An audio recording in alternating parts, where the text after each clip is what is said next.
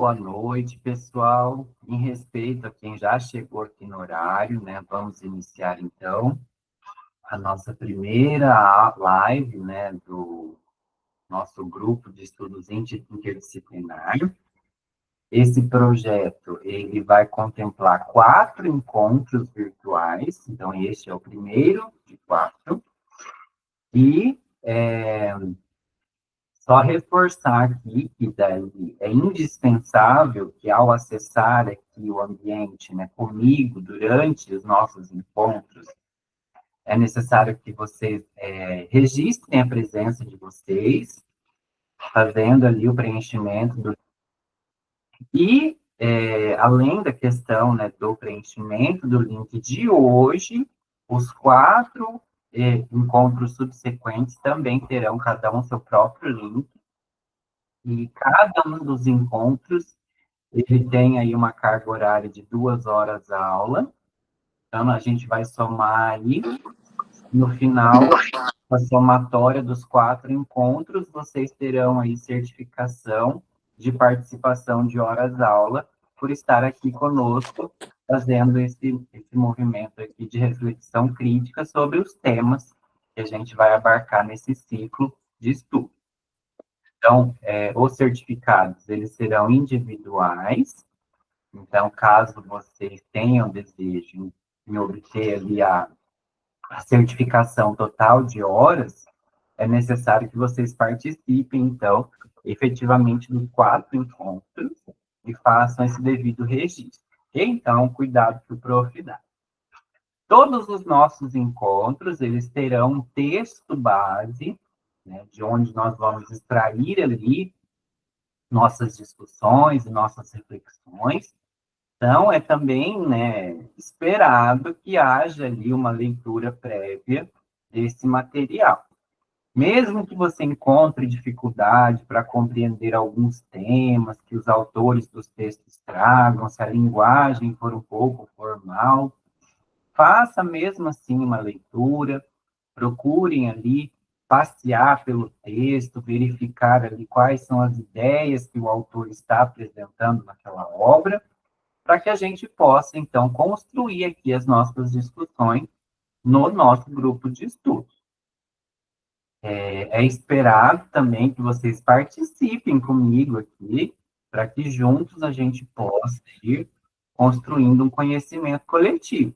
Como é um grupo de estudos, não faz nem sentido que o prof fique aqui falando, né? Sem que vocês também participem, interajam e tragam as suas apreensões. Uma dica que eu dou é, se você trabalha, se você não consegue fazer a leitura prévia do texto, enquanto o prof está trazendo ali alguma conceituação, vai lá, abre o link do texto, dá uma olhadinha lá nessa parte específica em que nós estamos trabalhando. Enquanto o prof vai falando, vocês vão fazendo uma leitura de prévia para enriquecer a nossa discussão, tá bom? Outra questão também, que é um acordo que eu sempre faço, sempre peço, é que a gente possa ter ali uma pontualidade para acessar, né, a live sempre, né, de 2, 3 minutinhos, 5 minutinhos antes, para o prof também conseguir manobrar tudo ao mesmo tempo aqui, né? Ver o que vocês estão falando no chat, aceitar ali quem está entrando por último, e mudar slide e ainda articular uma ideia. Então, ajudem o prof para que a gente possa também fazer uma construção de conhecimento rico, ok? Então, feitos os nossos primeiros recados paroquiais, vamos falar então sobre o nosso assunto de hoje. Eu escolhi iniciar a nossa discussão sobre, né, a violência urbana, considerando que este problema, né, essa expressão aqui da questão social, os que são do serviço social têm mais ali familiaridade com esse termo, é um fenômeno social que, de certa maneira, atinge direto ou indiretamente todas as pessoas que estão organizadas dentro de uma mesma sociedade. Então, Vamos iniciar esse ciclo de debates falando sobre a violência urbana, direitos humanos, o sistema prisional, mas buscando ali desatar alguns nós, desmistificar alguns paradigmas, algumas visões de senso comum, para que a gente vá ali esquentando nossos motores para os demais temas e assuntos que a gente vai tratar nas próximas lives, né?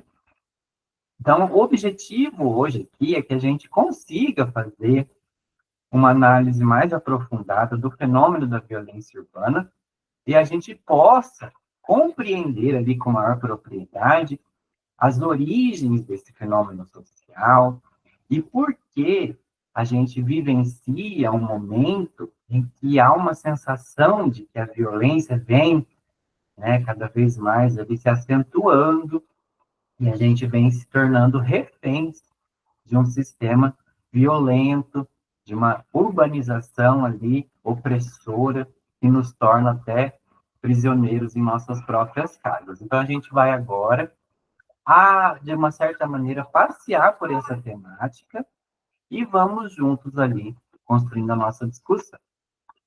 Então, se a gente for estruturar ali quais são os objetivos da nossa aula de hoje, o primeiro é justamente, né, compreender essa violência urbana sobre a perspectiva dos direitos humanos e também da cidadania, fazer uma relação entre pobreza e exclusão social e o próprio surgimento das prisões. Nossa, prof, que relação doida que você está querendo fazer, né?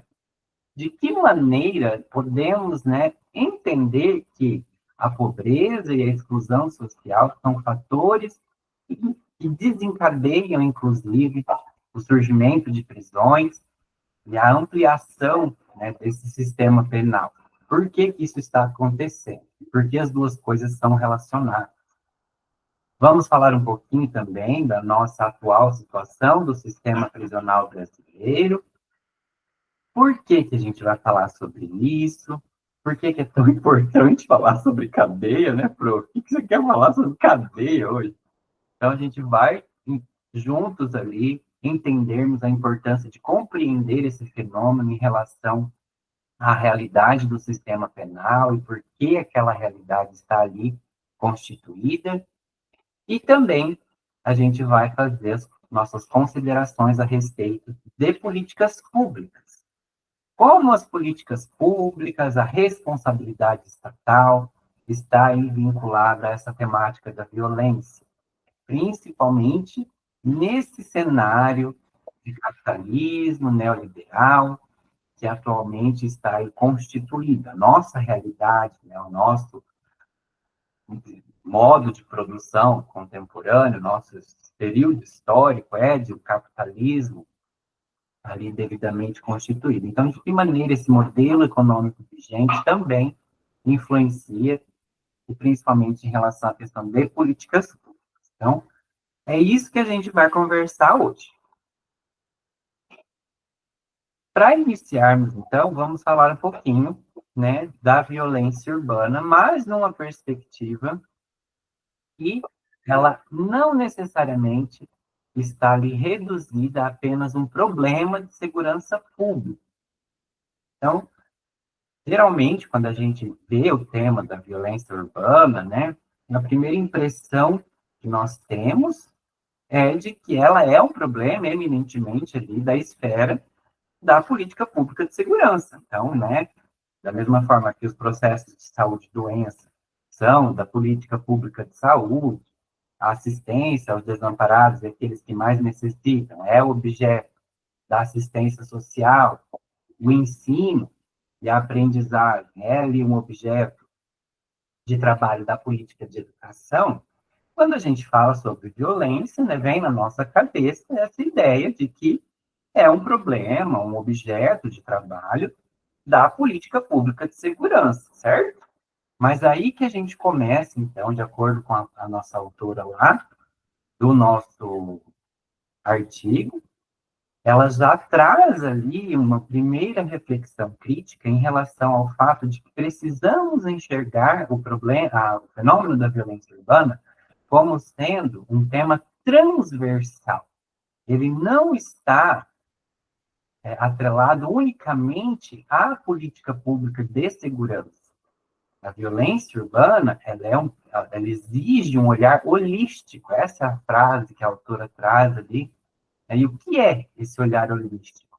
É conseguirmos olhar de uma forma mais aprofundada sobre o fenômeno da violência e buscar compreender ali, de uma maneira mais extensiva, seus motivos, as causas, as fundações, né, que levam à violência em si. Então, o primeiro ponto é que a violência urbana, no nosso país, ela é diretamente relacionada à condição de exclusão histórica e da negação sistemática de direitos básicos. Então, vamos juntos ali trabalhar essa primeira conceituação. Por que que ela é um fenômeno que é diretamente relacionado com uma situação de exclusão histórica, né? Então, vamos parar para analisar. O Brasil, que se iniciou lá com os nossos colonizadores portugueses, ele veio e instituiu ali a sua sociabilidade, a sua civilidade ali nos moldes europeus. E uma das primeiras questões que o modelo colonial impôs foi a escravidão, né? Então, a gente já parte lá dos primórdios, lá desse início ali do nosso Brasil colônia, tratando de fenômenos que impactaram drasticamente na vida de muitas pessoas que aqui estavam. Então, nós temos lá a mão de obra escrava, tanto indígena, no início não deu muito certo, porque indígena não dá para se escravizar da forma como os portugueses gostariam. E, na sequência, nós tivemos ali longos períodos de escravidão da população negra, que veio, né, de arrasto lá do continente africano, navios negreiros, e toda aquela situação que a gente vai, né, recordando ali das nossas aulas de história do ensino médio. Então, esse contingente populacional já é historicamente segregado desde sua constituição ali enquanto seres brasileiros, né? A partir do momento que essa população aí está alocada no nosso território brasileiro, ela já vem sendo segregada e tratada como uma figura não humana, né? Porque os escravos, eles não eram considerados seres humanos, eles eram considerados coisas, bens. E, para além disso, nós temos também uma série ali de fatos históricos relacionados à imigração de inúmeros povos que vieram em busca de refúgio nesse país que se constituía como a nossa mão de obra dos imigrantes, e que também vieram sofrendo ali, com o passar do tempo, inúmeros processos de discriminação e marginalidade em função de xenofobia e outros fenômenos sociais. Mas por que o prof foi tão longe, né? É inegável que, diante de fenômenos históricos como esses, ainda existam, na nossa atualidade, lastros históricos, heranças ideológicas desse período. Então, os negros que eram escravos, quando libertos por meio da Lei Áurea, estavam ali numa condição de total marginalidade, porque apesar de terem obtido a sua liberdade, essa população negra ainda era vista, né, como seres inferiores.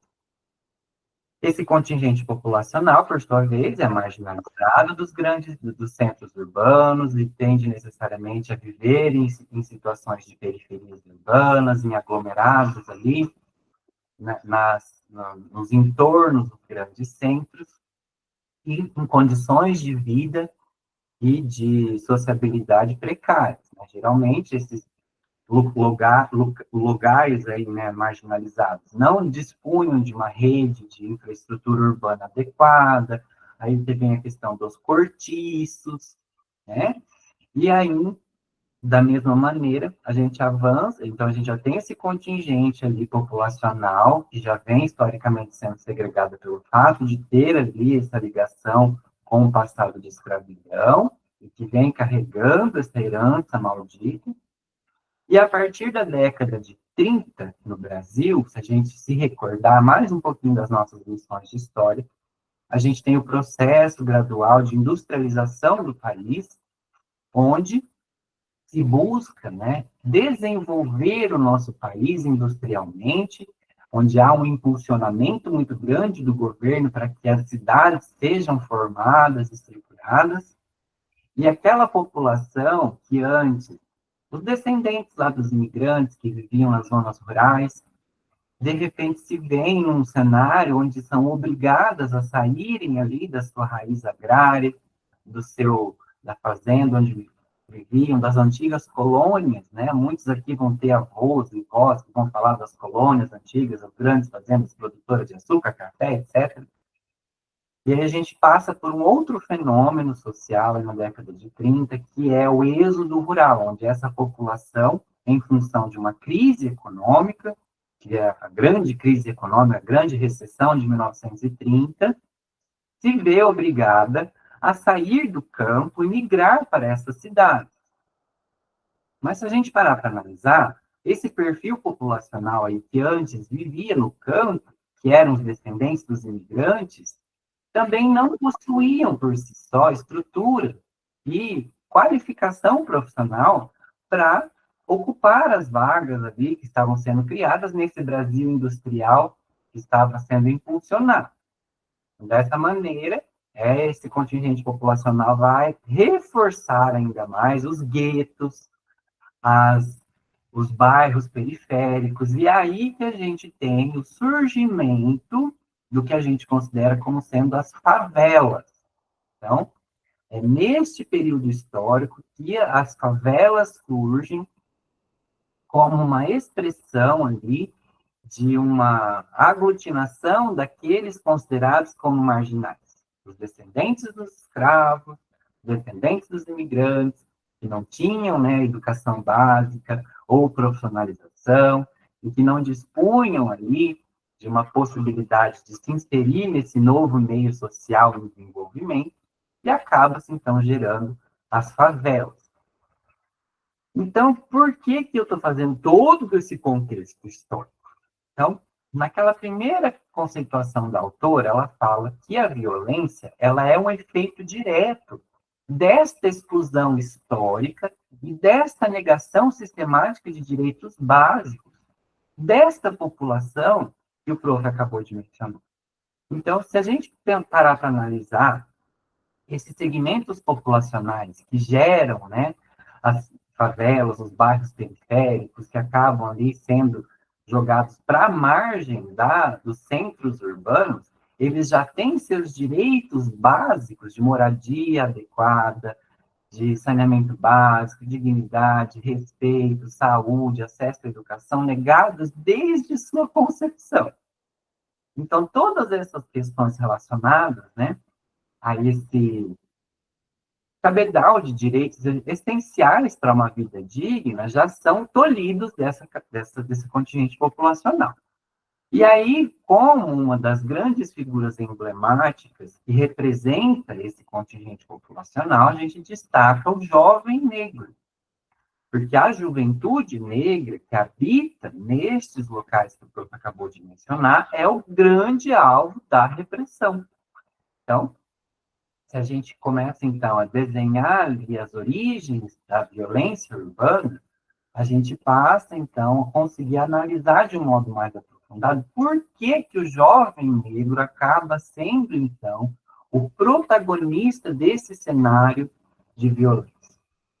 E aí, a partir daí, a gente passa a fazer uma análise pautada na perspectiva de direitos humanos.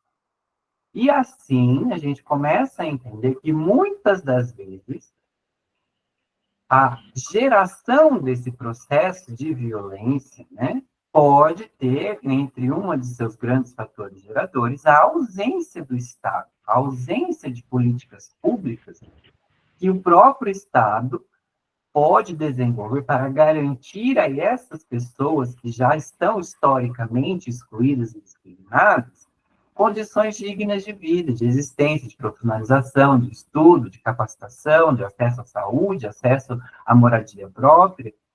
E aí, então, a gente passa a buscar compreender que um dos grandes fatores que pode levar à geração e da agudização desse fenômeno da violência urbana é justamente essa ausência, essa desresponsabilização do Estado na possibilidade de criar políticas públicas que oportunizem aos seus cidadãos, então marginalizados, condições dignas de existência.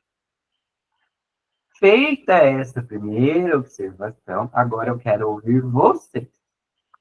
Então, depois que a gente fez esse passeio pela história, compreendeu alguns elementos históricos da exclusão de grupos, né, de minorias segmentadas ali, eu quero ouvir vocês. Quem aqui pode trazer para o prof elementos relacionados à realidade onde vocês estão inseridos? Como que aí na cidade de vocês, no bairro de vocês, vocês observam estes elementos que a gente acabou de pontuar aqui? Alguém consegue trazer para mim essa análise aí na sua realidade local?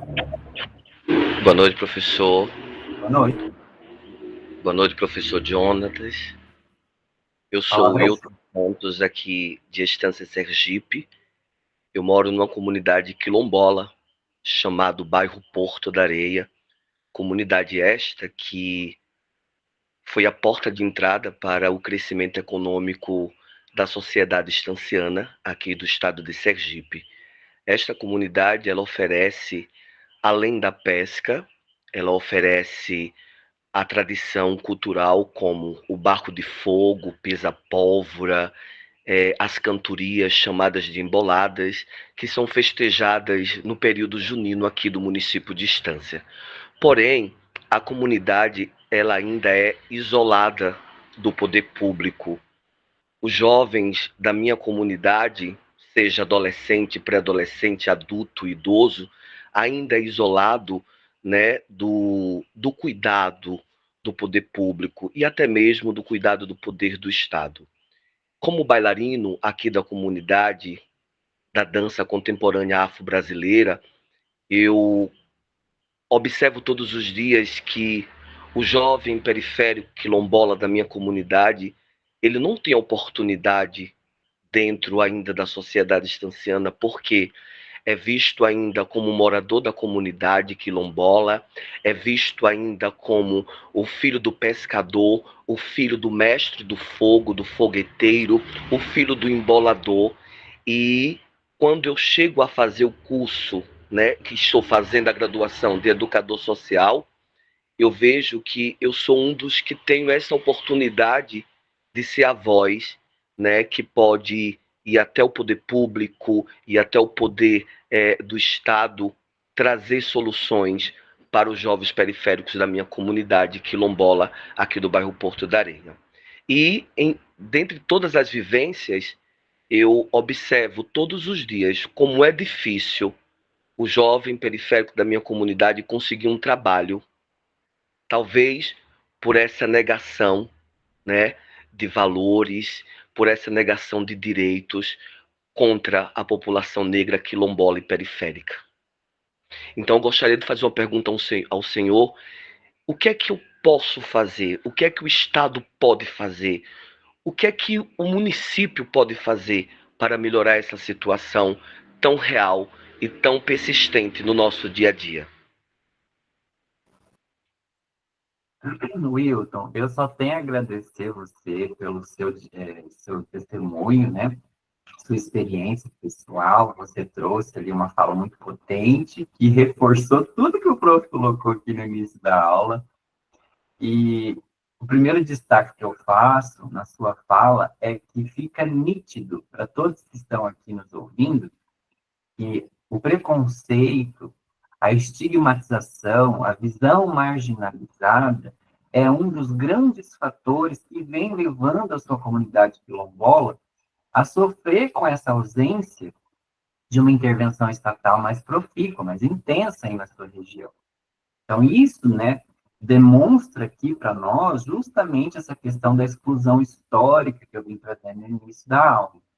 E como isso, né, em pleno século XXI ainda, né, é um fenômeno tão triste, mas que necessariamente nós precisamos debater, precisamos trazer em voga, precisamos colocar todos esses elementos aqui em todos os canais possíveis de discussão e de esclarecimento, porque vejam só, pessoal, né, toda uma comunidade vem sofrendo em função desse olhar estigmatizado, desse olhar marginalizado. Se a gente for parar para analisar de uma forma lógica, um raciocínio lógico, você ser descendente de uma comunidade quilombola é um motivo de orgulho, é algo que deve nos orgulhar, ser pertencente dessa raiz histórica, porque a própria constituição de um bairro quilombola já é um grande, né, sinal ali representativo de uma resistência de uma população que superou uma condição ali escravocrata, de um modelo, um regime escravocrata de organização social, e apesar de tudo isso, apesar de toda essa segregação e essa opressão que a escravidão trazia, conseguiram, com sua raça, sua força, criar uma comunidade autônoma que transcendeu a história e superou toda essa situação ali de opressão social. Então, eu fico assim penalizado em perceber que ainda existem pessoas que podem olhar para uma pessoa descendente do quilombo com um olhar de inferiorização, com um olhar de estigmatização ou com um olhar preconceituoso. Porque só o fato, né, de você ter no seu sangue essa historicidade, essa ancestralidade ali, já é um motivo de muito orgulho. Mas, infelizmente, no nosso ideário comum, de senso comum, a gente ainda observa que muitas pessoas ainda olham com maus olhos quem possui uma descendência de um povo africano. E isso é um fenômeno, né, decorrente de anos e anos de inferiorização da raça negra no país. Mas respondendo a sua pergunta, Will, a nossa aula de hoje vai justamente trazer, né, alternativas e possibilidades de intervenção nessa perspectiva. Então, aguenta aí, e já já a gente vai chegar nessa parte específica do debate, onde a gente vai falar especificamente de proposições, medidas propositivas, ok? Aproveitando que eu estou aqui fazendo uso da palavra, né? Se você não registrou sua presença lá, acessa o seu Forms, que está ali no chat da nossa aula, e já vai registrando a sua presença. Então, dando continuidade, a gente, então, passa a adentrar a esfera do encarceramento desta população. O Wilton bem ressaltou ali que ele vivencia, né, essa estigmatização, esse preconceito, essa marginalização das minorias historicamente excluídas. Então, nessa perspectiva, a sociedade, que é feita por quem domina, do ideal dominante, a sociedade, né, capitalista, neoliberal, branca, e que necessariamente impõe um padrão a ser seguido como aquele que é considerado normal, aquele que é considerado aos olhos dessa elite dominante, né, dos meios de produção e dos meios de decisão social, ela impõe um padrão que é considerado como desejável ao cidadão de bem, cidadão comum. Então, o cidadão comum, o cidadão de bem, é aquele que possui uma escolarização suficiente, uma capacidade, uma profissionalização mínima para que possa ser devidamente, né, alvo de uma empregabilidade, uma capacidade de trabalho e de competências e habilidades que o tornam hábil a estar no mercado de trabalho. É o cidadão que tem uma casa, uma família digna, constituída, num bairro respeitável, que possui um nível educacional, né, considerável, que o torna uma pessoa culta e respeitadora de normas, de leis e regras. Da mesma maneira, é um ser humano que possui, então, uma condição de compra e de poder aquisitivo que possibilita que ele frequente, né, todos os espaços sociais ali de uma sociedade constituída. Então, o que o prof está trazendo aqui? Esse padrão é o padrão esperado do cidadão comum, daquele que é o cidadão desejável, né? O cordeirinho, que segue as regras socialmente estipuladas e que pode estar ali sendo considerado como o pagador de impostos, aquele que faz o Estado girar. Então, a nossa sociedade capitalista, ela enxerga com bons olhos quem tem este perfil. Fugiu deste perfil, é então tratado como indesejável, o não cidadão. Então, até a nossa autora, ela pontua no nosso texto lá, que nós temos a cidade propriamente constituída, que é aquela cidade onde ela está ali, em seus bairros bem planejados, onde existem ali toda uma série de recursos próximos, escolas, igrejas, supermercados, e toda uma gama de serviços ali que vai atender aquela necessidade daquela população, daquela cidade, feita e planejada para estes cidadãos do bem, cidadãos comuns, os cidadãos que estão dentro da regra. Ele que é desejável. Toda aquela organização social que extrapola esse seio dessa cidade desejada, gera o que a autora chama de a não-cidade. Então, essa não-cidade são as periferias, onde há um alto índice de violência, onde não há ali estruturas mínimas que vão trazer a satisfação das necessidades daquela população, como unidades de saúde, como farmácias, como escolas. São bairros afastados, onde impera a criminalidade, onde impera as facções criminosas.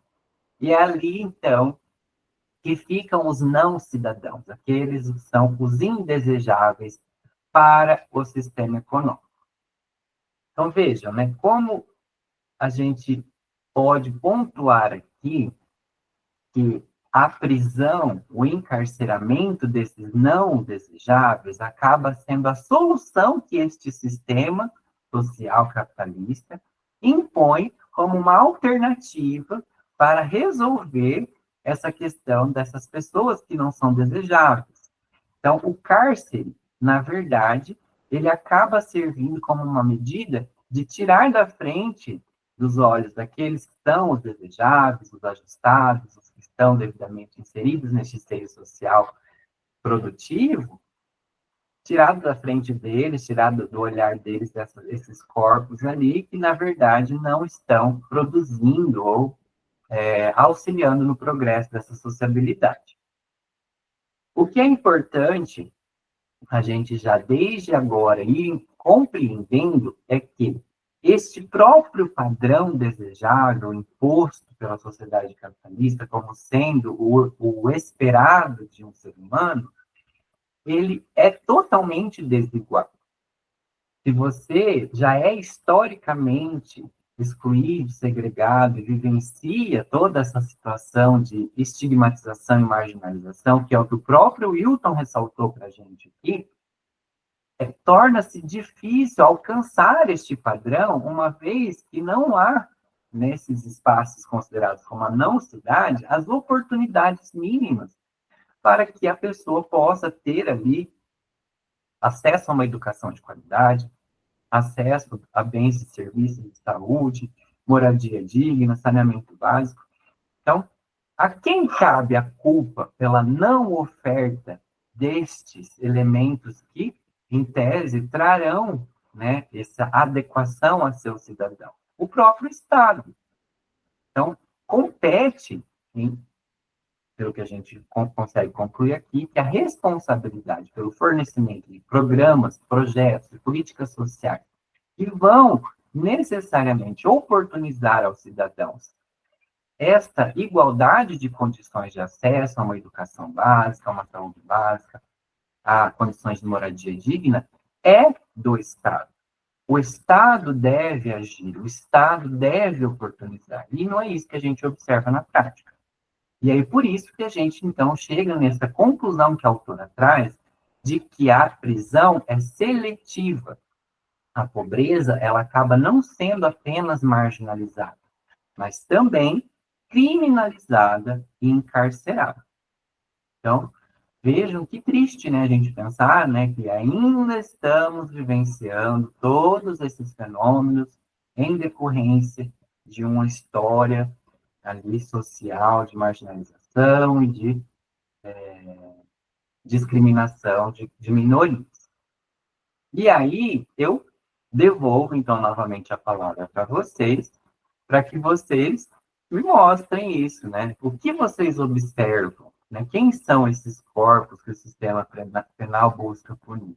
Quem já teve a oportunidade de experienciar isso, de estar ali, né, dentro de um atendimento penal, uma unidade penal, e conseguiu verificar ali uma questão que chama muito a nossa atenção. Qual é o perfil da pessoa que está ali naquele sistema penal? Alguém pode trazer para mim esse relato? Se alguém já teve essa oportunidade de estar no sistema penal e verificou essa questão?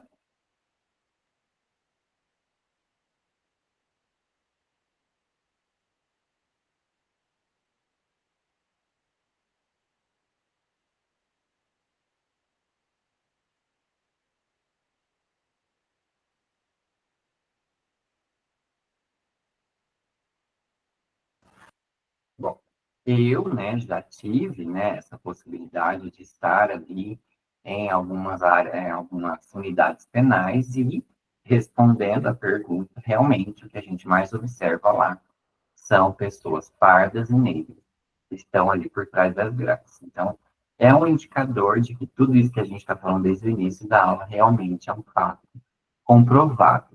Né? Basta você verificar na realidade do sistema penal que você vai ver que grande parte da população carcerária é parda ou negra.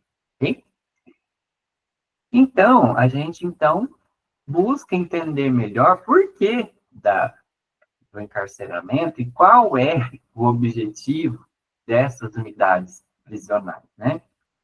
Eles, em tese, deveriam servir como uma espécie de ressocialização desses não cidadãos, desses desajustados, desses que estão ali à mercê de políticas públicas, né, e que acabaram, né, optando pela criminalidade, pela marginalidade, como uma forma ali de buscar sua sobrevivência. Então, diante dessa percepção de que são pessoas desajustadas, a gente entende que o tal sistema penal deveria, então, servir como o local onde esses indivíduos seriam ressocializados, reajustados, seriam reeducados para voltar ao seio de convívio social, numa perspectiva de alcançar aquele ideal lá do cidadão de bem.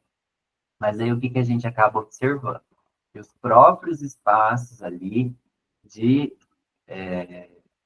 penalização, né, de encarceramento, eles são também, na verdade, grandes espaços de violação de direitos e perdem essa essência, né, de ressocializar ou de reeducar, se tornando também locais onde esses indivíduos que já vêm sofrendo ali com toda uma série de elementos históricos de estigmatização, marginalização, encarceramento, em função de sua condição ali de discriminação histórica, ali dentro, onde teoricamente deveriam passar por um processo de reeducação, também sofrem inúmeras expressões de violência.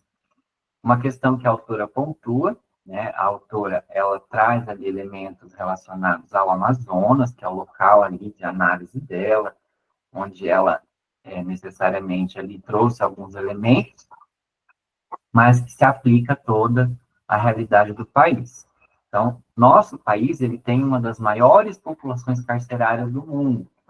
Isso já por si só levanta uma preocupação, né? Por que o Brasil tem tanta gente presa? O que está acontecendo com o Brasil? Por que nós temos tantas pessoas que estão aí nessa condição de encarcerado? E essas pessoas, elas vivenciam nesses locais superlotação, falta de higiene, abandono e, principalmente, né, o que a gente vem observando aqui, é que existem, né, grandes facções criminosas, grandes organizações criminosas, que acabam, então, se fortalecendo e se aproveitando deste cenário social ali de discriminação histórica para cooptar essas pessoas em situação de vulnerabilidade e faz com que essas organizações criminosas se perpetuem e se fortaleçam e criem grandes exércitos de pessoas em situação de vulnerabilidade que veem na criminalidade essa única alternativa para sobreviver, já que o Estado omisso, o Estado que não oferece condições mínimas de dignidade, nem sequer se manifesta. Então, a pessoa que já está nessa condição vulnerável de segregação histórica acaba enxergando na marginalidade a sua única alternativa de sobrevivência. E aí vem, então, né, mais um questionamento. Se alguém aqui sabe de alguma história, de algum conhecido, não precisa citar nomes, obviamente, que demonstre essa situação de violação de direitos dentro do sistema prisional. Se alguém aqui tem alguma, né, contribuição nesse sentido, para ilustrar essa realidade de como está o sistema penal brasileiro. Deveria reeducar, mas que, na verdade, só contribui, acaba se tornando ali uma escola do crime. Alguém tem alguma contribuição? Gostaria de fazer o desafio? Não precisa ser somente essa pergunta. Se alguém tiver alguma contribuição, pode falar também, enquanto o professor Maguinho. Professor, boa noite. Então, a cadeia pública aqui do município de Estância, Estância Sergipe, é uma cadeia muito efetiva. Ou seja, todos os anos eles contratam profissionais de diversos segmentos artísticos. Então, nesse cadeião, nessa cadeia pública aqui do município de Estância, tem lá oficina de teatro, oficina de leitura, oficina de dança, né, com os presos, os detentos. E qual é o objetivo? Reabilitar, né, ressocializar esse ser humano, esse indivíduo. E o ano passado, eu fui chamado para fazer uma intervenção artística dentro do próprio presídio da cadeia pública aqui do município de Estância Sergipe, onde eu fui contar um pouco, né, do ciclo do fogo, ciclo junino, né, aqui da nossa cidade. E me deparei com uma situação meio que inusitada, né? Porque todas as pessoas que estavam nesse pavilhão 1, a maioria era todos da comunidade pesqueira, cultural e quilombola que eu participo, que eu moro. E aí, quando eu cheguei caracterizado, um dos presos disse: Tio Wilton. E ele foi penalizado, foi tirado daquele momento da oficina, porque me conhecia. E naquele momento meu coração ficou muito pequeno, porque ele saiu totalmente levando, né, algumas violências corporais.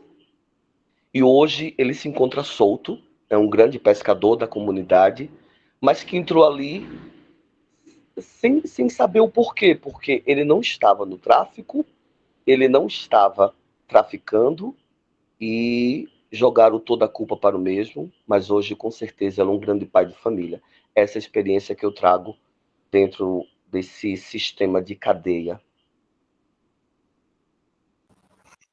Nossa, Hilton, como eu sou grato de você estar aqui comigo hoje, né? Seus relatos, eles estão sendo, assim, valiosos, né? Para enriquecer nossa discussão. Gratidão. Pessoal, antes de prosseguirmos, né, eu até gostaria de trazer aqui uma reflexão, um adendo, né, de que em nenhum momento o PRO, de maneira alguma, desconsidera os atos ilícitos cometidos pelas pessoas que estão necessariamente ali, né, dentro do sistema carcerário. Ninguém está defendendo o bandido, pelo amor de Deus, não é essa a questão. O que eu gostaria, né, de que ficasse claro para todos aqui, é que, para muito além do ato infracional, do crime cometido por uma pessoa, existem ali elementos e fatores sociais, históricos, que podem influenciar e que vêm influenciando drasticamente para que as pessoas acabem recorrendo à criminalidade como meio de sobrevivência, como meio de manutenção. O Wilton bem destacou ali, ó, gente, quem acompanhou a aula desde o início, ele trouxe um indicador ali preocupante. A comunidade quilombola de pescadores na qual ele reside, ela vem ali apresentando altos índices de criminalidade. Inclusive, nessa unidade penal onde o Wilton visitou, grande parte ali dos apenados eram constituintes dessa comunidade de origem do Wilton, e isso só reforça esse entendimento de que a marginalização estatal, a desresponsabilização em relação à necessidade de se instituir políticas públicas fortes que oportunizem condições mínimas e dignas de existência das pessoas que residem em locais considerados como marginalizados, periferias, acaba ali incidindo drasticamente na elevação do número de pessoas apenadas.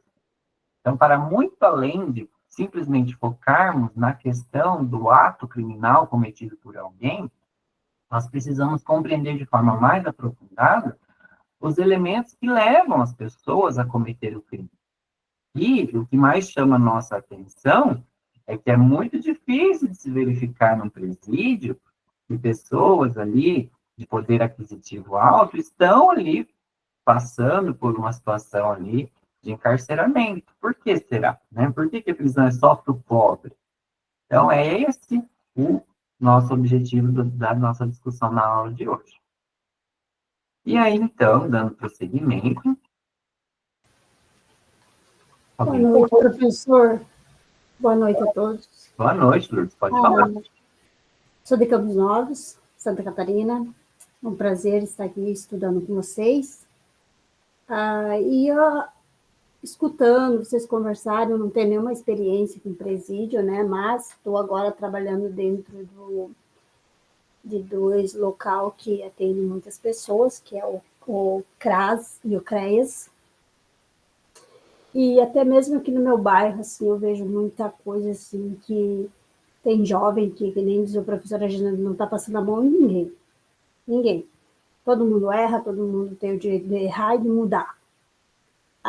Mas a maioria das vezes a própria sociedade não dá oportunidade da pessoa melhorar. Ela dá oportunidade para a pessoa piorar.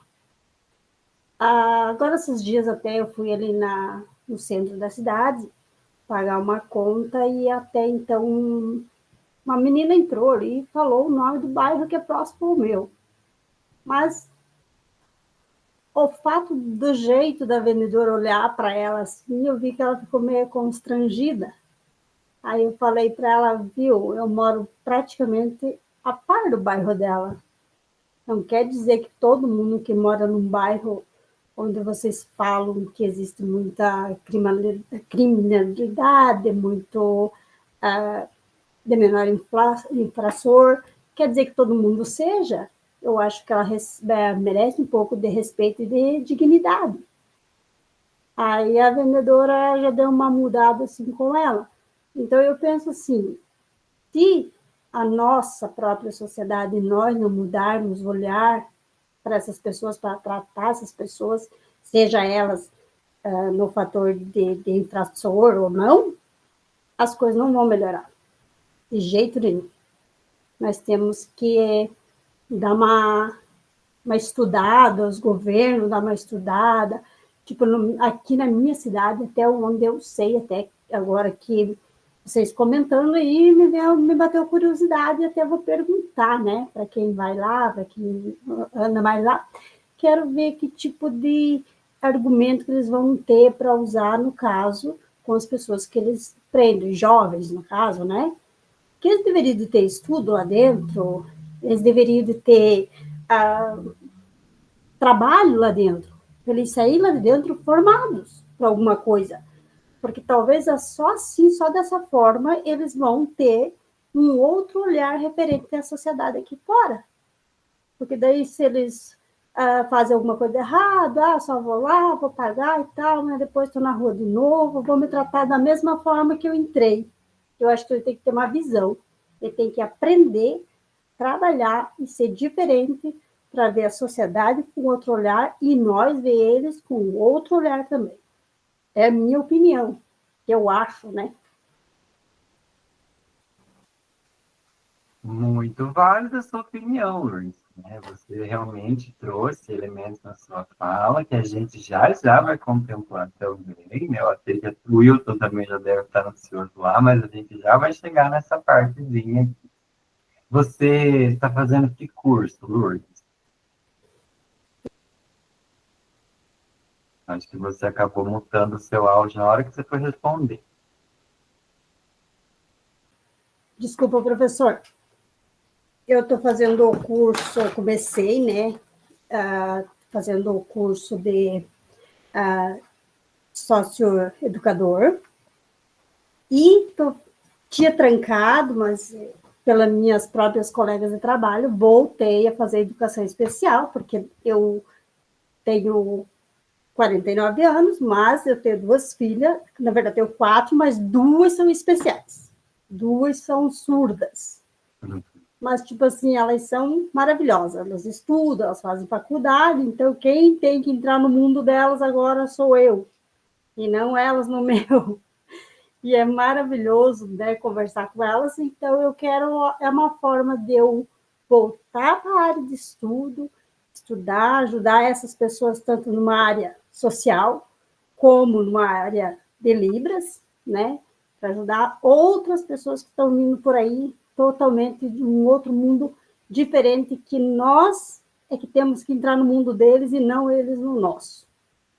Então, para mim, é maravilhoso ter um grupo de estudo. A gente pode estudar muito novo, mas para mim é um mundo completamente novo, que eu quero estar envolvida. Quanto mais eu puder, melhor vai ser para mim, eu acho. Com certeza, eu só te parabenizo pela sua força, seu protagonismo aí, sua garra de estar ali dando continuidade na sua vida profissional, na sua vida de estudos. Inclusive, a gente pode até usar o seu exemplo aqui para ilustrar uma situação que eu já trouxe. Por que que somente agora, Luz, você conseguiu ter acesso ao ensino superior?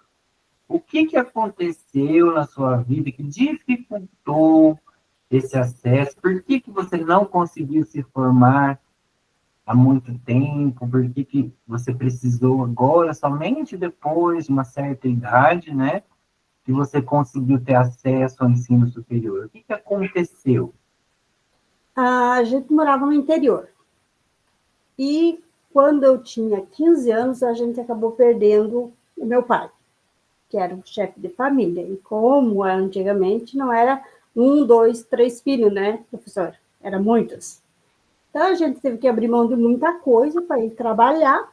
Como a gente trabalhava na lavoura, a gente teve que vir para a cidade, aprender outras maneiras de trabalho e ajudar a minha mãe em casa. E os estudos foi ficando para trás. Já parei por ali, parei na 3ª série. Aí, quando foi passando o tempo, eu vi que não era só aquilo que eu queria para a minha vida, né? Só, não nada contra, Deus viu que eu amo fazer isso, eu vivi, cresci minha vida fazendo isso, de empregado doméstico, mas eu me vi assim, eu não queria só aquilo para mim. E aí acabei me casando, fiquei grávida da minha filha mais velha, e tive que parar, né, de trabalhar um tempo, e eu pensei, meu Deus, agora eu tenho uma criança, mas depois vai estar na aula e eu não vou saber explicar nada para ela, porque mudou muita coisa o tempo que eu estudava para o tempo que ela ia estudar. E eu comecei a ir no SEJA. Comecei no SEJA, aí fui um tempo no SEJA, aí teve problema de saúde e tal, tive que parar de novo. Aí foi assim, uma coisa empurrando a outra. E no passado tempo, eu tinha um concurso público na prefeitura. E eu fui só pela graça, só pelo sangue do cordeiro, queria dizer aquele professor, porque eu não sabia nada. Fui fazer o concurso, fiz, passei, graças a Deus, passei, fui uma das terceiras, passei. Falei, Jesus, agora eu preciso estudar mesmo de verdade, né? Porque eu também não vou querer só ser serviços gerais. Aí passei, comecei a trabalhar e tal, foi passando o tempo e eu voltei a estudar. E voltei a estudar de novo no SEJA, e quando estava quase terminando, eu engravidei das minhas gêmeas. Aí era gêmeas, aí complicou de novo. E eu parei tempo, aí elas nasceram com deficiência auditiva, por causa da vacina da rubéola, então eu parava mais em Florianópolis, em Campinas, do que dentro da minha própria cidade, por causa delas, né? E tentando descobrir professor de Libras, e tentando descobrir Libras, e tentando entrar no mundo delas, para mim poder conversar e ter um jeito de andar a vida com as minhas filhas. Paramos de novo. Aí, quando elas deram uma guinadinha, que elas estavam encaminhadas na creche, tudo, e eu trabalhando, eu retornei aos meus estudos de novo. Retornei, e aí eu não parei mais, professor. Depois dali eu terminei o SEJA, do SEJA já me inscrevi, já saí correndo, já fui para o Paulo Blasi, que é o colégio estadual, entrei, fiz o magistério, naquela fé assim, vou fazer magistério, vou me formar e vou dar aula. Na mesma época caiu a lei ali que não podia mais fazer aula só com o magistério, porque antigamente podia, né? Aí, de uma não, vamos seguir em frente. Aí, o meu menino, e eu parei de novo, mas daí eu já estava formada no meu terceirão, e daí, com o passar do tempo, eu digo, não, vou voltar a estudar, porque como as minhas filhas precisou de mim, eu vejo tantas mães, tantos pais que têm a mesma dificuldade que eu tive, que eu passei. Eu falei, não, vou voltar a estudar para me ajudar quem precisar. E estamos aí, professor, na guerra. Que senhor relato, hein, Lourdes? Que maravilha, né? Quem ouviu atentamente a fala da Lourdes conseguiu estabelecer ali um link com muitas das coisas que o prof trouxe desde o início da aula, né?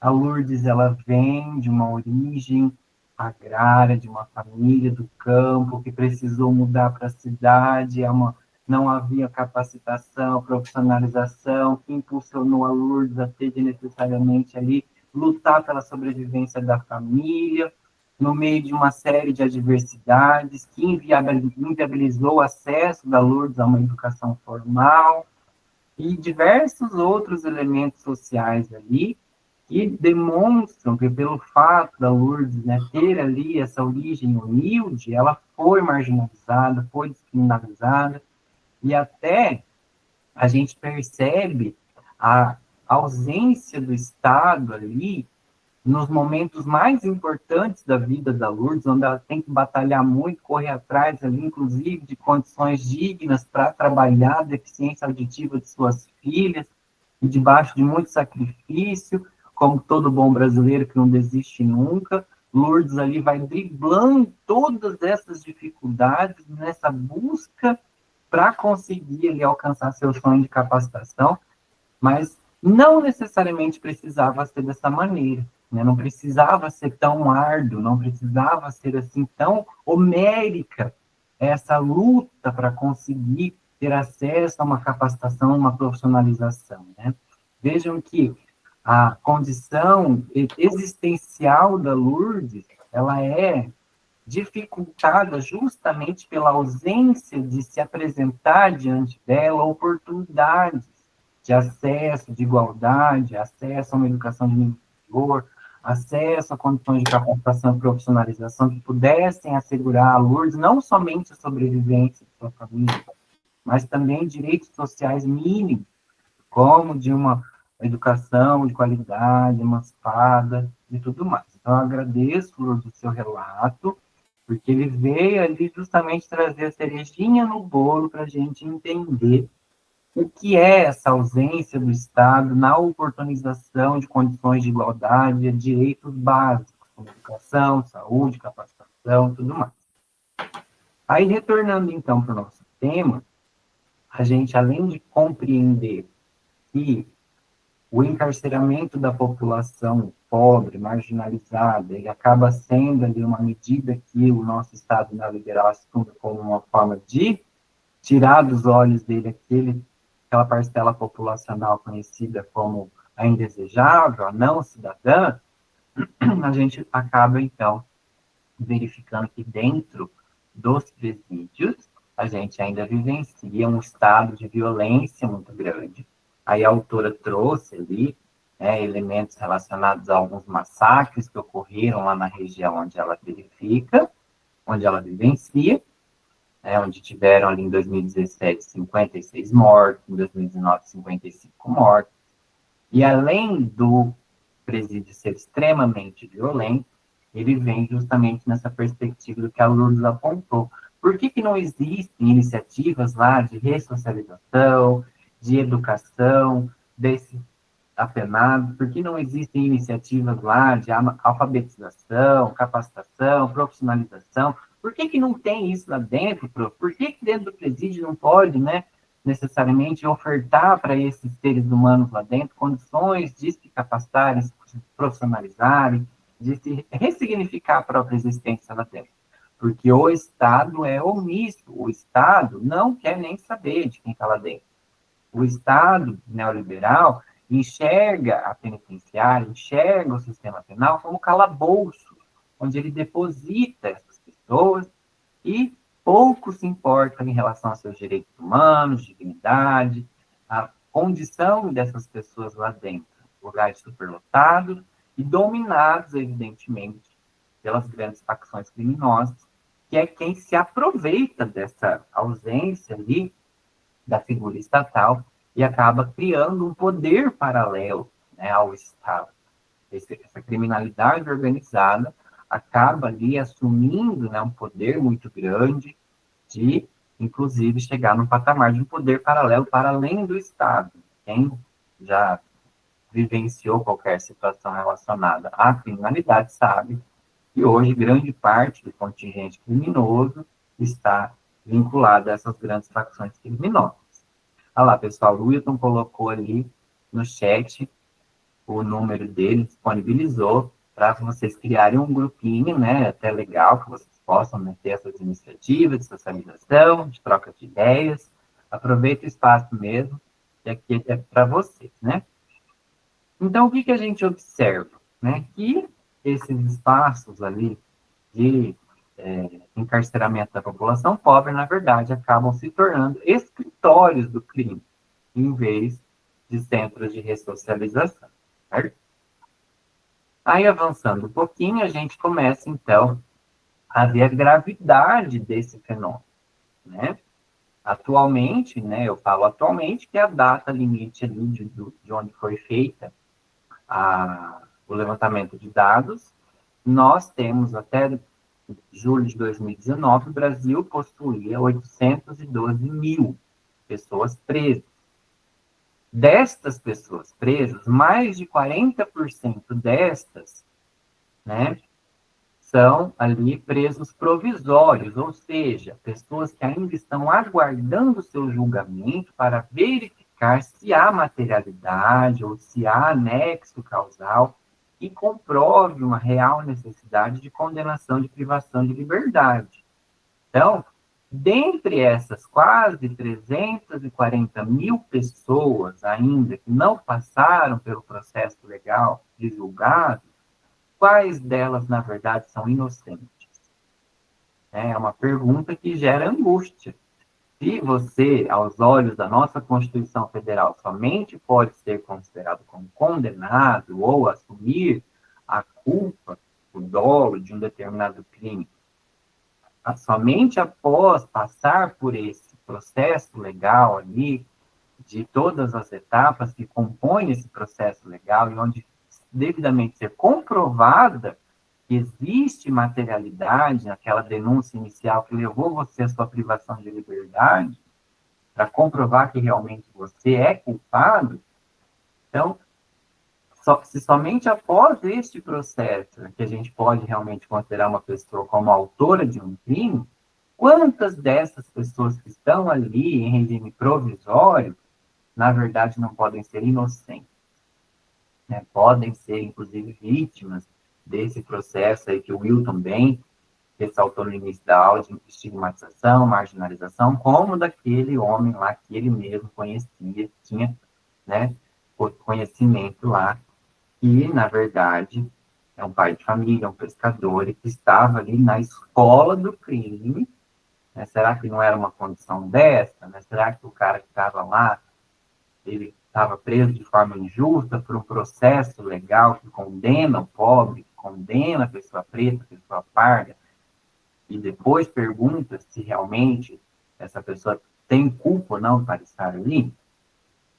E ainda, né, o que a gente fica mais ansioso aqui é perceber que, para além desse universo aí, a gente ainda tem quase 400 mil mandados de prisão ainda aguardando cumprimento. Então, se a gente somar tudo ali, a gente já quase bate a meta de 1 milhão de pessoas presas no país.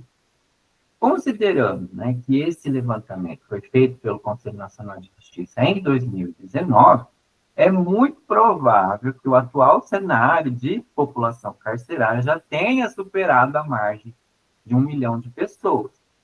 Então, nessa lógica de que desse 1 milhão, ou quase 1 milhão de pessoas, quase metade destes não foi devidamente julgada, onde está a justiça neste cenário?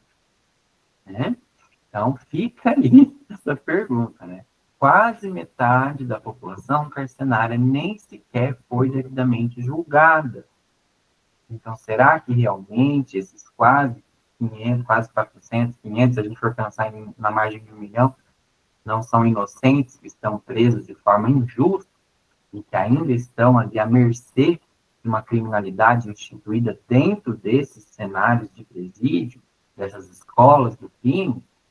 Então, fica aí a preocupação. E ainda, né, se a gente for parar para analisar nessa lógica, né, se for continuar assim, daqui a pouco nós também vamos ser presos, né? Então, assim, é preocupante. Aí a gente trouxe alguns dados, né, lá da pesquisa, né, que só reforçam tudo isso que a gente já vem discutindo. A maioria são jovens, de baixa escolaridade, moradores de comunidades pobres, negros, periféricos. Esse relatório ali, que a autora se pautou, né, traz ali, demonstra que é uma massa de presos pobres, despolitizados, ou seja, pessoas que não têm acesso a uma educação mínima capaz de trazer um senso crítico de realidade.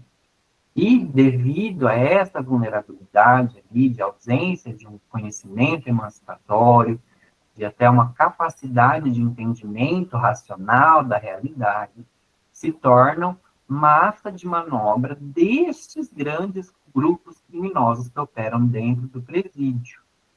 Então, se a gente parar para analisar, essa seletividade, esse grupo aí, que é o alvo de encarceramento, acaba ali constituindo, nos olhares da nossa autora, um projeto de controle social dessas populações marginalizadas.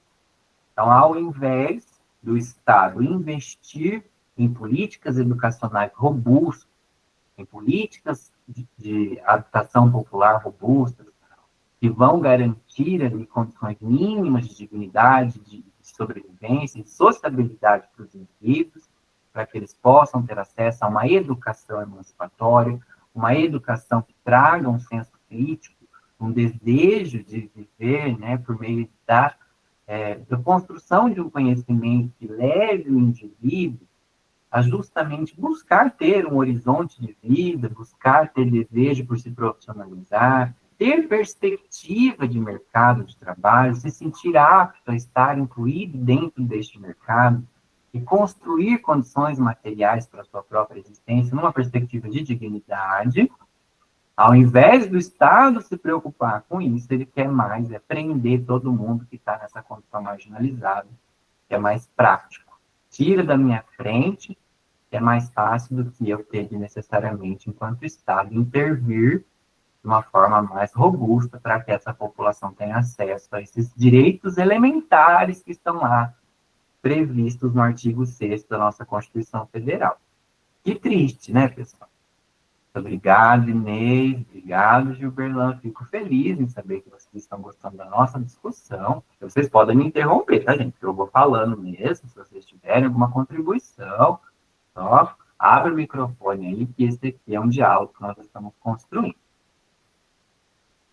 Aí, então, né, nessa perspectiva, vieram ali os números que a nossa autora trouxe, né, desde o ano de 2000 até 2016, a gente consegue verificar ali essa escalada, a progressão geométrica absurda de um crescimento ali anual de quase 8% no número de pessoas que estão presas no Brasil.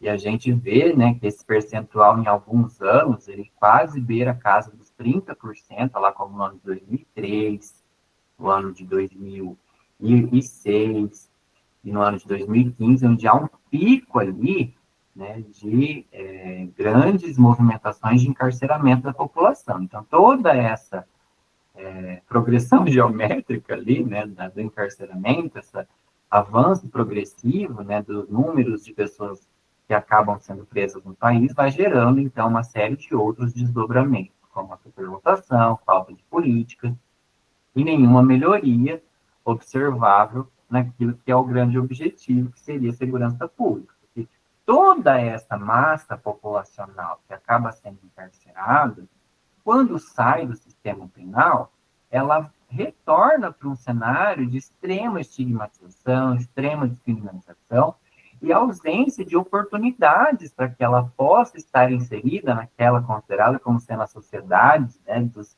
cidadãos de bem. Os cidadãos de bem em questão nem sequer oportunizam condições para que a pessoa que sai do sistema penal possa estar inserida novamente nesse seio social.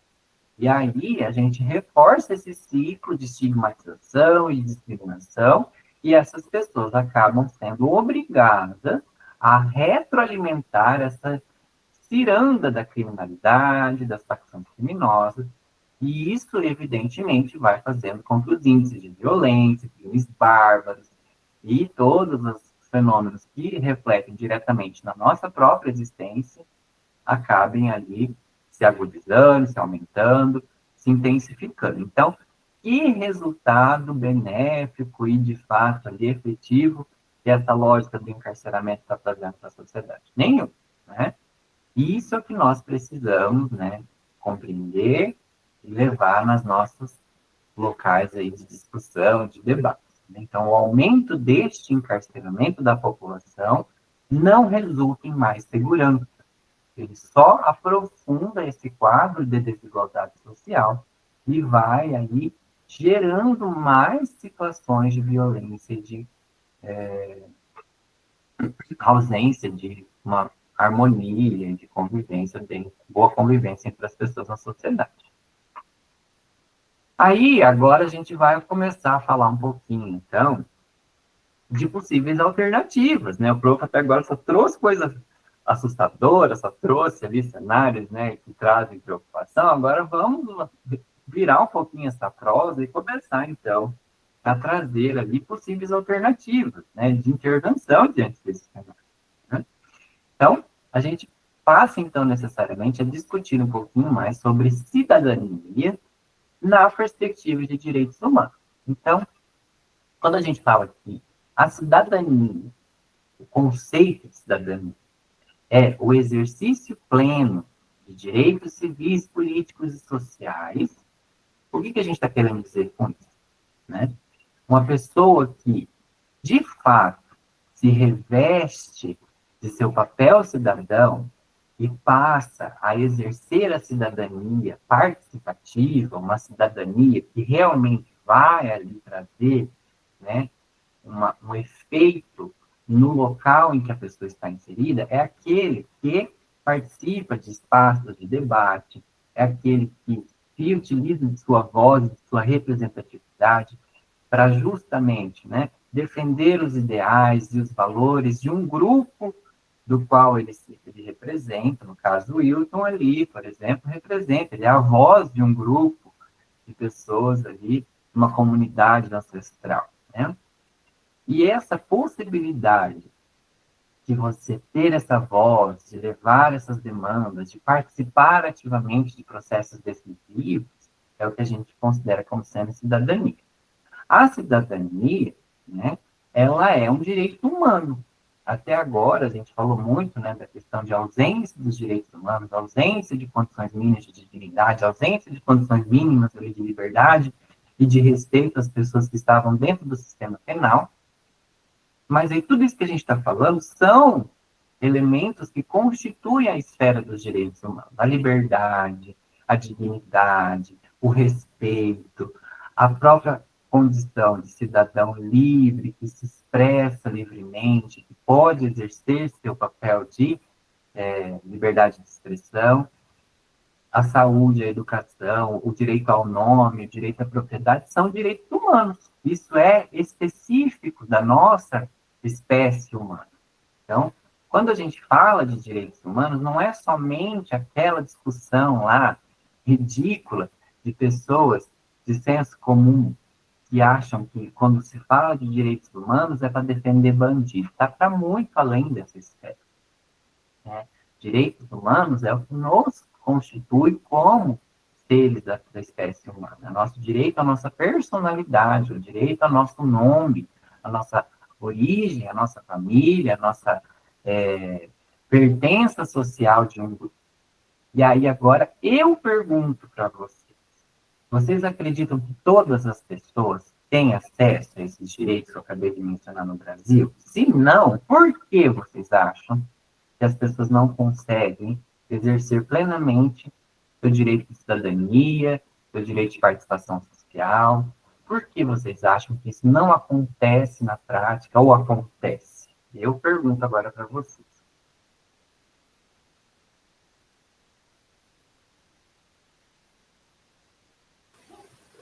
Professor, como estamos falando aqui, os direitos a gente tem, só que a maioria das vezes a gente não consegue.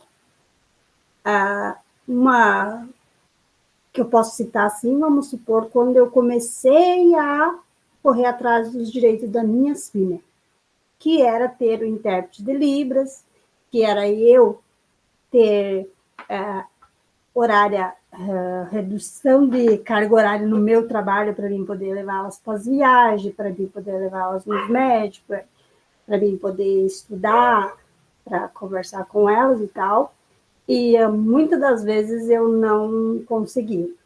Muitas das vezes eu tive que realmente apelar para um promotor, sabe? Que é uma coisa assim bem desagradável, porque é uma situação assim que você pensa assim, meu Deus, teus direitos estão aí, todo mundo fala, mas quando você vai atrás dele, cadê o teu direito? Correr atrás assim, tipo, mendigar por uma coisa que é certo que você tem direito daquilo, mas a impressão que me deu é que muitas vezes eu mendiguei pelo direito das minhas filhas, eu fui muitas vezes humilhada pelo direito das minhas próprias filhas, pelo direito delas. E nunca vou deixar de lutar, professor, pelo direito delas ou de qualquer um que eu veja que elas que tem direito. Eu brigo até pelos que não são meu, porque eu acho muito injusto, né? E o fato, assim, deles olharem para a gente e ver, assim, tipo, não tem estudo muito, não sabe muita coisa, então vai ficar por aí mesmo.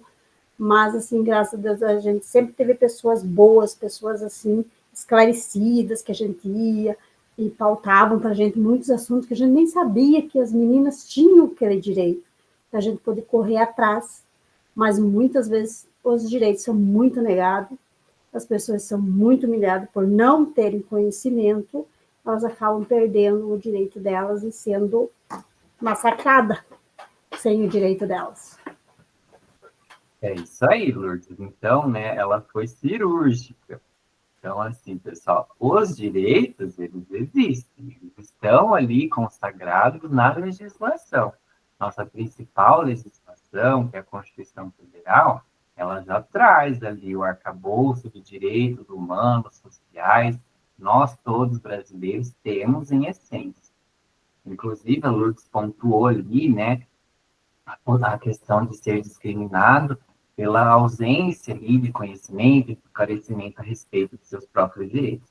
A própria Constituição já coloca que todos nós brasileiros somos iguais perante a lei, independentemente do seu nível educacional, da sua capacidade de compreensão a respeito, né, da própria situação ali da composição do ordenamento jurídico. Então, o que será que está faltando? Né? Por que será que todos os cidadãos, apesar de terem ali garantidos seus direitos positivados na legislação, o que será que ocorre que a gente ainda não observa isso na prática? Que essa discriminação social continua ocorrendo, essa opressão social, essa perseguição, encarceramento da população mais vulnerável continua ocorrendo, levando, inclusive, a esse déficit aí de uma política de segurança pública realmente instituída e toda uma série de outros desmembramentos sociais que a gente já vê extensamente discorrendo até aqui. O que será que acontece? Então, vamos falar agora um pouquinho sobre isso. Tudo que a gente trouxe aqui, né, deixou bem claro, bem nítido, que o Estado tem uma grande parcela de responsabilidade nisso, uma vez que ele, né, é quem deve exercer de forma ativa a materialização de todos esses direitos ali que a gente acabou de pontuar. Então, é o Estado que deve promover políticas e programas públicos, projetos que vão atender essas necessidades populacionais e que vão, de certa forma, alcançar ali todos os cidadãos brasileiros nessa perspectiva de igualdade de acesso, de condições mínimas para o desenvolvimento de uma vida digna, em liberdade e também em respeito. Mas o Estado, ele não vai fazer isso sozinho. Quem está ali à frente da direção estatal, quem tem poder de decisão, que são nossos governantes, se a gente não necessariamente fiscalizar, não participar ativamente dos processos de decisão, não ocupar todos os espaços deliberativos que são ali, né, destinados a ouvir a população, esses governantes não vão atender a isso tudo que nós estamos falando.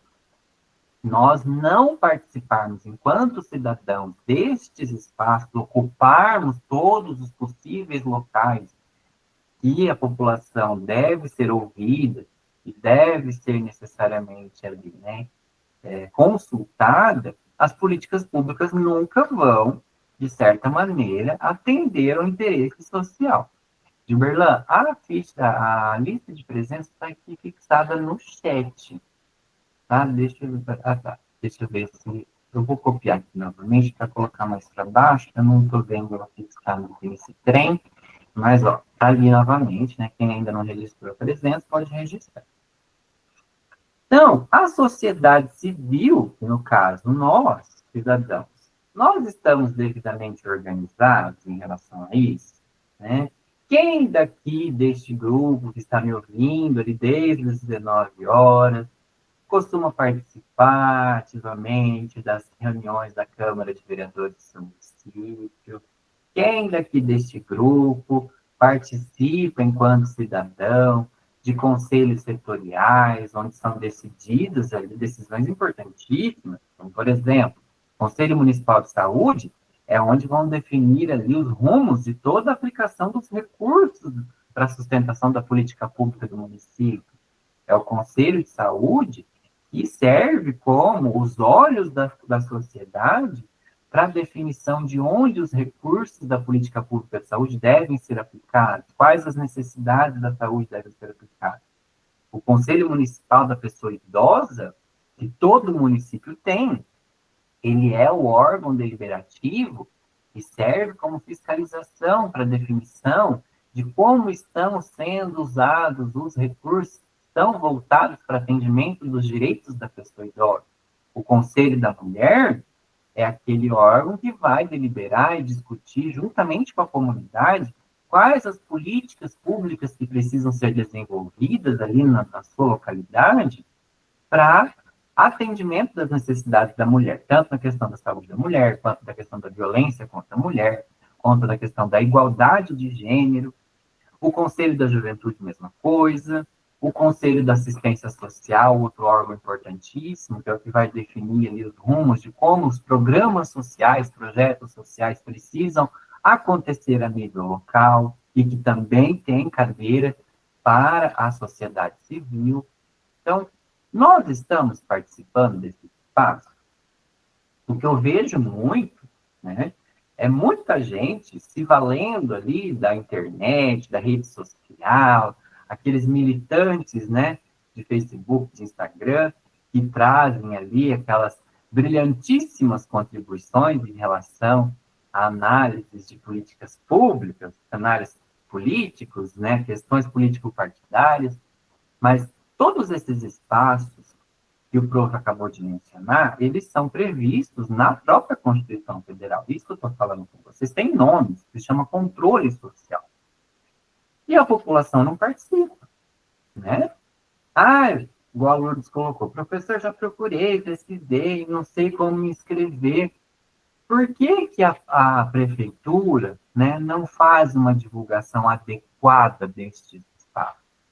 Tudo isso que o prof está trazendo aqui, pessoal, são colegiados e órgãos que obrigatoriamente devem existir dentro de cada um dos municípios brasileiros.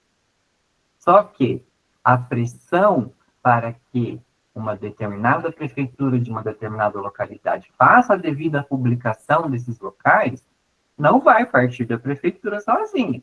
Ela vai partir de nós, cidadãos. Essa possibilidade de pressionar nossos poderes públicos locais para que haja uma devida publicação e transparência de onde estão acontecendo as discussões que vão levar à criação de políticas públicas e projetos sociais de interesse nosso, populacional. Então, eu acredito que aqui, Wilton, vem uma das possibilidades de resposta àquela pergunta que você me fez lá no início. O que podemos fazer, professor? Nós devemos, enquanto cidadãos, fazer é justamente buscar ali estratégias de participação e ocupação nestes espaços legítimos de deliberação e decisão a respeito de políticas públicas. Só a partir do momento que a gente conseguir ocupar esses espaços, que a nossa voz, enquanto cidadãos, vai passar a ser ouvida com maior propriedade. Ah, professor, mas eu trabalho o dia inteiro, como é que eu vou participar dessas coisas? A prefeitura só faz reunião em horário comercial. Por que não pressionar a prefeitura para justamente adequar e criar espaços de reunião desses órgãos importantíssimos no horário não comercial, num horário que, de fato, vá oportunizar a possibilidade do trabalhador participar no seu momento, né, pós jornada de trabalho. Isso tudo é uma movimentação social que precisa necessariamente ali passar pela esfera dessa organização social de cobrança. Se a gente deixar o poder executivo, o Estado, os governantes, eles vão simplesmente atender somente aos interesses que melhor, né, lhe forem de interesse. Então, onde está a voz da população? E você, futuro assistente social, você, futuro educador social, você, futuro cientista político que está aqui me ouvindo, e se eu esqueci de algum curso, me perdoe, você, como sendo um integrante dessa massa ali, né, da elite educacional brasileira, porque, infelizmente, né, se a gente for fazer uma comparação com o grande contingente populacional no Brasil, quem tem acesso ao ensino superior participa de uma chamada elite intelectual, porque menos de 30% da população brasileira, e olha que é gente, hein? São quase 300 milhões de brasileiros. Desses 300 milhões, somente 30% dessa massa consegue ter acesso ao ensino superior. Então, você que está aqui hoje, participando dessa discussão, deste momento de construção do conhecimento, tem por obrigação ser aí o porta-voz disso que o prof está trazendo, da necessidade de publicizar e de tornar mais acessível e democrático a ocupação desses espaços ali de tomada de decisão, né, de tomada de deliberação em relação aos programas políticos sociais. Já estamos nos encaminhando para o final da aula, tá, pessoal? Então, a gente vê, então, aqui, né, que as políticas públicas, elas são a grande saída para a redução das desigualdades. Então, essas políticas públicas, elas somente vão necessariamente fazer esse papel ali que a autora trouxe, de articulação entre saúde, cultura, educação, emprego, e elas só vão necessariamente ali atingir esse objetivo de levar a população historicamente marginalizada a uma situação de dignidade quando nós passarmos a efetivamente cobrar esse poder público, utilizar o nosso poder de cidadania ativa para que isso realmente, de fato, aconteça. A repressão sozinha não resolve violência. Reprimir a população historicamente, né, marginalizada só faz com que a violência se aprofunde. Para que haja um combate efetivo da violência urbana, a gente precisa, então, falar aqui de acesso universal a direitos, acesso universal à democracia, a uma redistribuição igualitária de renda, e tudo isso vai passar pela esfera da política pública, que se dispõe a trabalhar nesta perspectiva que o prof. Acabou de mencionar. E, por fim, então, a gente destaca, né, que o grande carro-chefe aqui, o catalisador de tudo isso, aquele que vai efetivamente ser ali a força que potencializa toda essa questão, é o movimento social.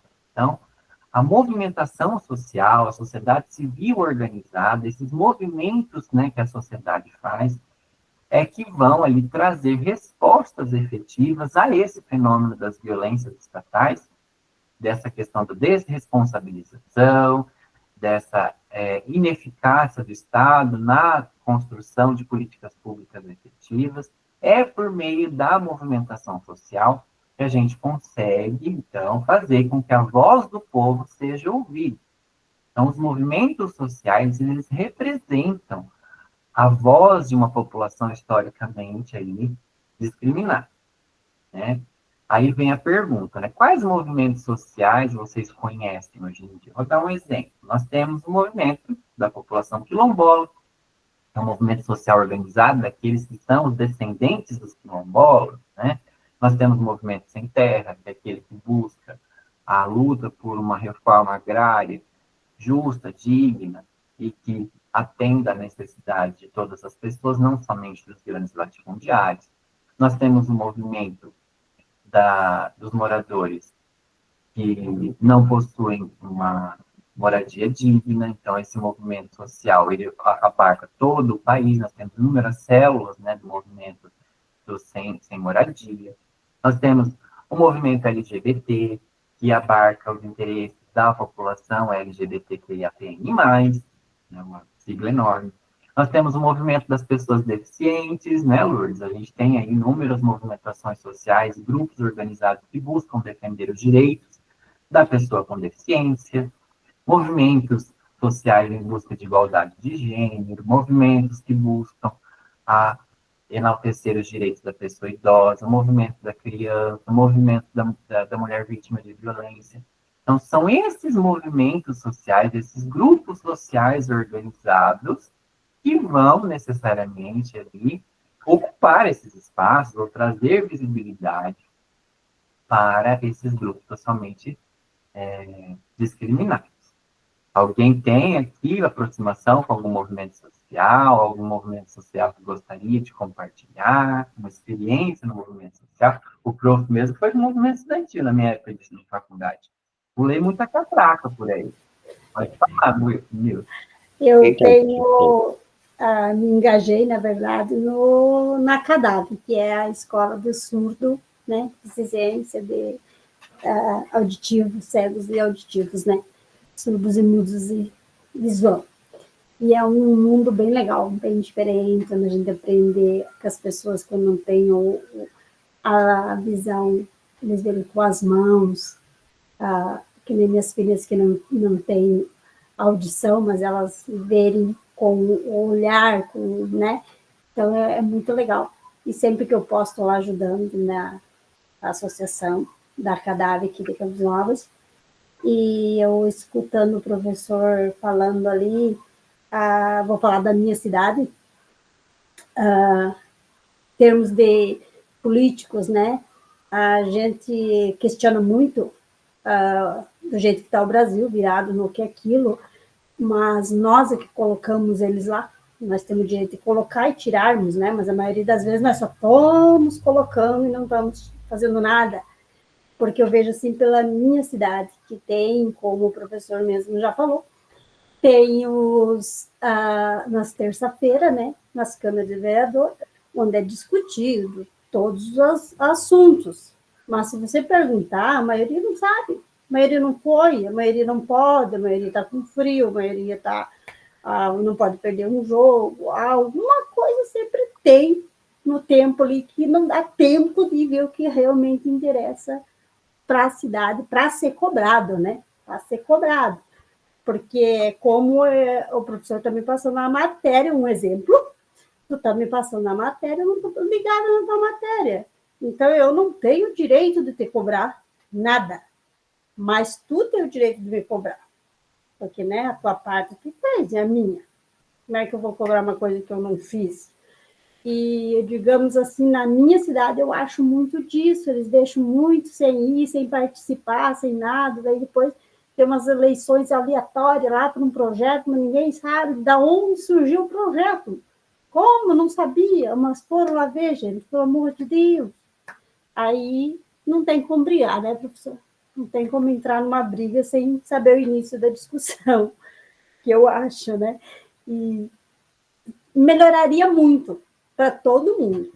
Se todo mundo se enganjasse, como o professor falou, se enganjasse na saúde, se enganjasse na política, se enganjasse na sociedade, melhoraria para todo mundo, porque a gente ia saber aonde a gente está andando, onde precisa realmente a gente, né, ver, não, aqui não dá, não, mas por ali dá, cobrar, dizer, não, vocês podem fazer isso, porque, tipo, tanto para a saúde como para isso, vem verba e tal, mas daí você não participa, a gente não sabe de nada, daí não tem como discutir também.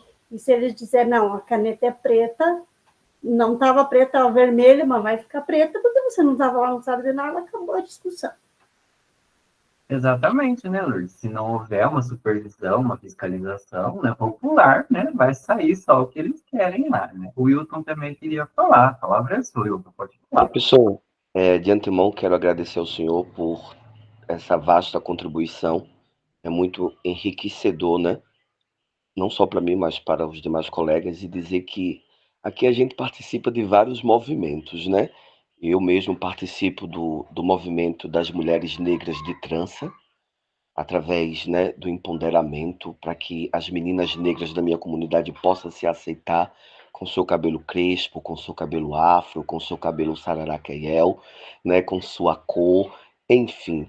Eu participo também do movimento das catadoras de mangaba, né, e do movimento das mulheres marisqueiras. E aí a gente percebe que as mulheres, basicamente as senhoras aqui, elas têm uma voz ativa, até através mesmo de se tornarem uma griote, né? As griotes, e a gente percebe que a gente está alcançando incomodar a Casa Grande, a gente está alcançando incomodar o sistema, né? Tanto do município, tanto do estado. E aí, hoje, para você entrar na nossa comunidade, você precisa mandar um ofício para a Associação Quilombola, descrevendo o que você vai fazer na comunidade, se é uma pesquisa científica, se é uma pesquisa popular. Então, a gente, aos poucos, nós estamos adquirindo esse respeito, mas aos poucos a gente também quer inserir o jovem quilombola periférico dentro do programa, né, que a sociedade impõe, que é o programa de respeito, né, de participação. Então, aos poucos a gente vai chegando lá. Muito obrigado por toda essa sua contribuição. Gente, que delícia esse sotaque do Wilton, né? E que coisa maravilhosa, né? A gente vê ali que tem exemplos práticos disso que o prof está falando, né? Quando a sociedade se movimenta, quando a população se movimenta, as coisas começam a caminhar, né? Nós temos inúmeras iniciativas populares ali, numa perspectiva até de economia solidária, que até o Wilton mencionou, né, dependendo ali da sua localidade, da sua realidade. Grupos específicos podem se unir em associações. Isso tudo que o professor está falando é movimentação social, é movimento social. Uma associação é um movimento social. Na sua cidade, você pode ali ajudar a fomentar iniciativas que vão trazer mudança de vida com pequenas ações. Na sua cidade tem muitas bordadeiras, por exemplo, né, que são aquelas pessoas que ainda, né, têm uma forte herança histórica, ali, um legado histórico ali de bordado, ou de artesanato, ou se existem ali situações específicas, como o caso, né, os catadores de mangaba lá na região do Rio, catadores de coco, ou então, né, na sua região ali existem talvez outras iniciativas populares que podem engajar as pessoas, como a Raine, né, trouxe ali dos movimentos indígenas. Então, tudo isso, né, pode ser devidamente orquestrado e formalizado numa associação, uma movimentação social, que pode lhe garantir essa condição de dignidade das pessoas, desde que a sociedade entenda que ela precisa se movimentar. Como diria Rosa Luxemburgo, que é uma grande pensadora do século XX, somente sente as correntes que prende uma pessoa aquele que se movimenta. Então, se você não se movimentar, você não vai sentir as correntes que estão te prendendo. Rosa Luxemburgo já dizia isso lá no século XX. Eu sempre trago comigo esse pensamento da grande autora. E aí, por fim, então, a gente aqui, então, finaliza esse momento, né, trazendo a importância da formação profissional crítica. Então, o profissional, ele precisa, né, trazer consigo essa responsabilidade no sentido de compreender todas essas determinantes que o prof trouxe desde o início da aula, os fenômenos sociais que acabam ensejando ali na questão da própria violência, e eu espero, né, que vocês que estão aqui comigo, firmes e fortes desde as 19 horas, possam entender, então, que a transformação da nossa realidade passa pelas nossas mãos. E a nossa postura, quando é uma postura ética, né, uma postura que visa, né, justamente quebrar com essas lógicas ali de segregação racial, discriminação, preconceito, homofobia, racismo, xenofobia, etarismo, né? Todas essas expressões ali de preconceito, intolerância, opressão social, quando a gente busca desenvolver na nossa própria carreira profissional um olhar que visa enaltecer os direitos humanos, questionar essa neutralidade do Estado, quando a gente busca no nosso fazer profissional, nos nossos espaços de discussão profissional, quando a gente tem contato ali com a pessoa que a gente vai atender, seja ela em qualquer maneira que ela se apresente, né, de acordo com a sua formação profissional, e a gente busca levar esse conhecimento para essa pessoa, a gente já está efetivamente ali cumprindo com um dever ético nosso, de devolver para a sociedade parte desse conhecimento que a gente adquire aqui na academia. E aí, antes de encerrar, então, eu queria ouvir, né, se alguém tem alguma vontade de trazer uma contribuição, principalmente quem está quietinho, né, desde o começo da aula, como vocês acham que vocês podem contribuir aí para a sociedade nessa busca, né, para desvelar as violências, as expressões de intolerância, de preconceito? Como que vocês aí na área de atuação de vocês, vocês acham que vocês podem contribuir para tornar a sociedade mais justa? Quem gostaria aí de finalizar a aula trazendo este pensamento? Como que você, aí na sua formação profissional, seja o curso que você estiver fazendo, pode contribuir para que a sociedade seja mais justa? Queria ouvir alguém que não falou ainda, mas, né, fico na esperança.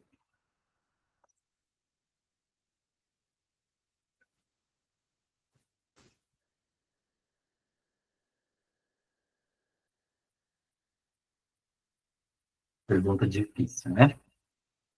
Mas, enfim, né, eu espero que, né, o que nós discutimos hoje tenha servido ali como um grande esquenta para as nossas próximas aulas. Eu espero que vocês continuem firmes comigo aqui nas próximas semanas. E para a próxima aula, né, eu vou dar uma olhadinha nos informes depois, vou ver o tema que vocês gostariam que a gente discutisse, vou dar uma olhadinha nos projetos e vou pensar com muito carinho na nossa próxima discussão da semana que vem. Mas já fica aqui a nossa tarefinha de casa, para que assim que eu já conseguir localizar um texto base, ainda né, no início da semana que vem, vocês façam uma leitura breve, para que a gente possa discutir juntos aqui, ok? Então, vou me despedindo de todos, vou parar a gravação agora, e vocês podem ficar à vontade aqui no ambiente da aula, se quiserem mais uns minutinhos, para conversarem entre si, enquanto eu paro a gravação.